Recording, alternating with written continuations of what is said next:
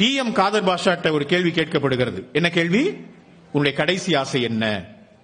காதர் பாஷா சொல்லுகிறார், நான் சாவதற்கு முன்னால் ஹார்மோனியம் வாசிக்க விரும்புகிறேன், ஒரு பக்தி பாடல் பாட விரும்புகிறேன். யாரெங்கே கொண்டு வாருங்கள் சொன்னாங்க. தூக்கு மேடையில் கொண்டு வந்து ஹார்மோனிய கட்டைகளை வைத்தார், ஹார்மோனிய பெட்டியை வைத்தார்கள்.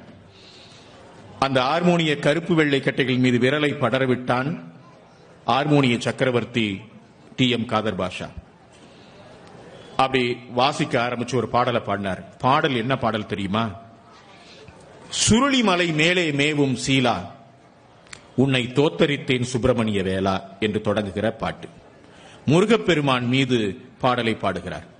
அருமை பெரியோர்களே, ராக தாள விநியாசங்களோடு கமகங்களோடும் மிருகாக்களோடும் அந்த பாடலை விஸ்தாரமாக பாடுகிறார் காதர் பாஷா. இங்க யார் யார் அந்த இடத்துல இருந்தா?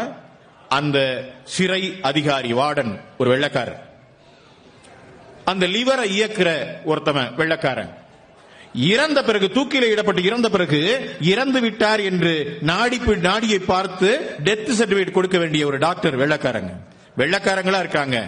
இவர் பாட ஆரம்பிக்கிறார்.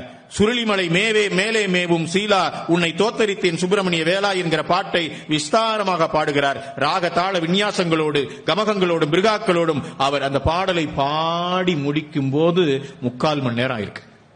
அது ஒரு பாட்டு பாடி முடிச்சாரு. அப்படியே நின்று கேட்டுட்டு இருந்தாங்க வெள்ளக்காரங்க.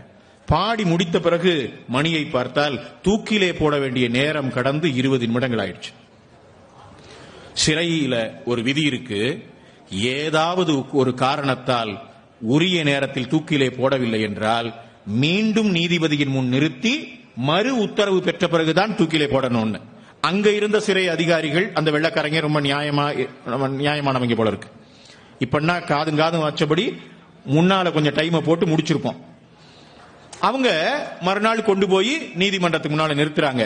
நீதிபதி ஒரு வெள்ளக்காரர். அவர் கேட்டார், நேத்து ஏன் தூக்கில போடல இவர் ஒரு பாடல் பாடினார், கேட்டுக்கொண்டிருந்தோம், நேரம் போனதே தெரியவில்லை. என்னையா இது?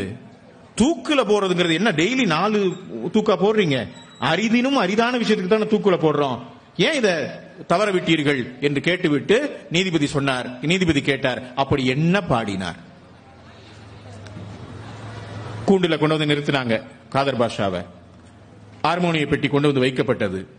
அருமை நண்பர்களே, மீண்டும் ஹார்மோனிய சக்கரவர்த்தி இசைக்க ஆரம்பித்தார். அதே பாட்டு, சுருளிமலை மேலே மேவும் சீலா, உன்னை தோத்தரித்தேன் சுப்பிரமணிய வேளாங்கிற பாட்டு. மீண்டும் 3/4 மணி நேரம் அப்படியே பின் டிராப் சைலண்ட்.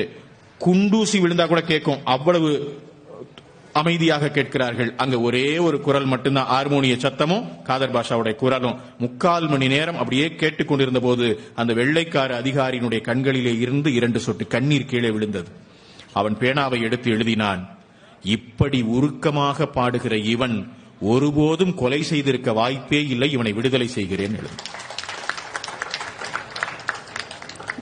ஆனால் அருமை பெரியோர்களே, இதில் ஒரு நுட்பத்தை நீங்கள் கவனிக்க வேண்டும். பாடியவன் ஒரு இஸ்லாமியன், பாடப்பட்ட பாடல் முருகப்பெருமானின் மீது.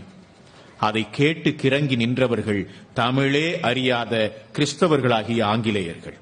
இசைக்கு, கலைக்கு மொழி இல்லை, தேசமில்லை என்பதை நிரூபிக்கிற ஒரு நிகழ்வு இது. இன்றைக்கு மதங்களுக்கு இடையிலே சண்டை மூட்டிவிட்டுக் கொண்டிருக்கக்கூடிய கொடூரமான கொலைகாரர்கள் இன்றைக்கு அதிகாரத்தோடு இருக்கக்கூடிய இந்த காலத்தில் நாம் இந்த செய்தியை மீண்டும் மீண்டும் உரக்க பேச வேண்டியிருக்கிறது என்பதை நீங்கள் நினைவிலே வைத்துக் கொள்ளுங்கள்.